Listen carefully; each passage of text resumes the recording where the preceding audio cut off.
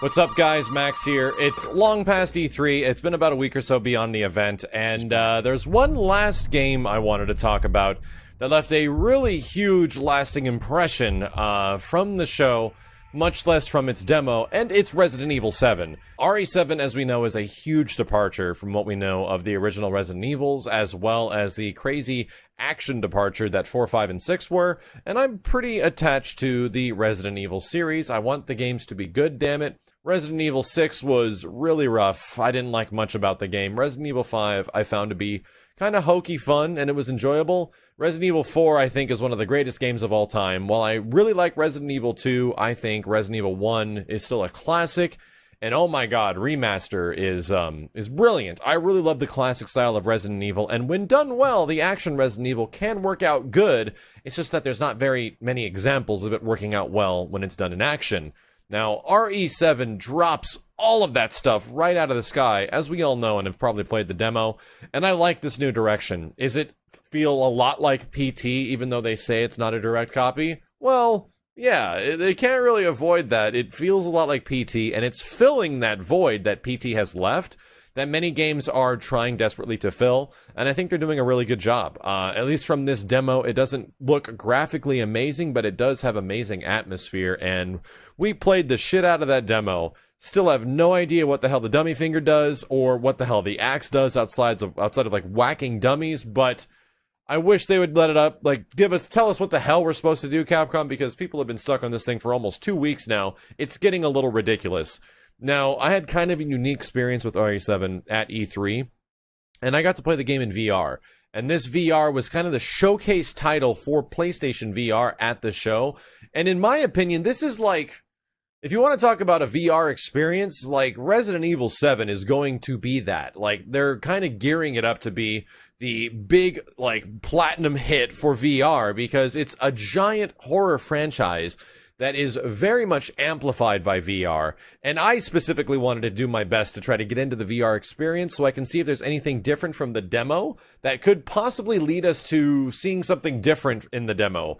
Like, there's a lot of people that are wondering if the VR demo for RE7 is going to give a little bit more information and detail about what you can do in the actual physical demo on PS4, so I wanted to try out the VR demo to see if there's any other hints or ideas that you can possibly get to figure out how we're going to solve this demo on PlayStation 4, or even if it's all smoke and mirrors or smoke up our ass, that there is no way to figure this thing out, and you're always going to get familyed by the old man. This VR demo was in a really cool room. It was like kind of emulated to be like the haunted house in the game, and I do like the path they're going with Resident Evil 7. I think ghosts are way scarier than zombies. For some reason, zombies have never really terrified me. Maybe back in the 90s, but not so much now. I think ghosts are actually scary in terms of a video game setting.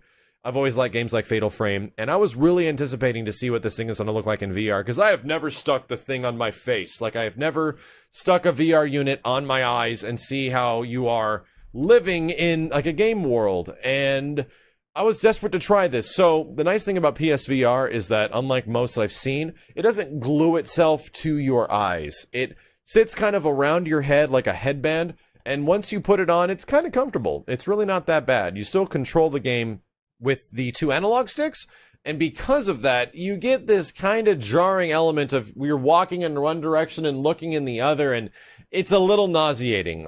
It got a little rough sometimes, especially if I was moving in circles or something like that, and I was like, whoa, gotta take a break. For the most part, the experience was like you were in that house. Like, that's probably the best part, is looking behind walls, like opening up the microwave and looking at the weird burned crow that's in the microwave, and you can actually lean into this thing and like look inside it and around. I actually found that to be the coolest part. Oh, and looking down the giant hole that leads to the basement that you can't get to outside of the videotape, you can lean over, look down that hole, and see a lot more stuff than you could see in the demo, which was awesome. Like, I absolutely loved that, and that almost solidified the fact that I will be playing Resident Evil 7 in VR for my first playthrough. But will it be with the PlayStation 4 VR?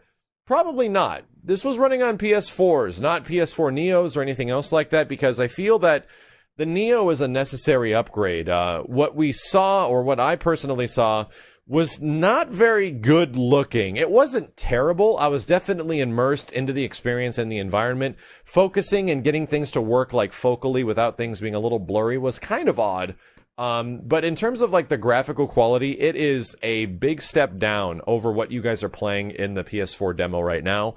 It's not particularly a really bad thing, but it's very edgy. And by edgy, I mean there's a lot of like aliasing. There's not a lot of anti-aliasing. It looks like kind of an upscaled PS3, PS2 game.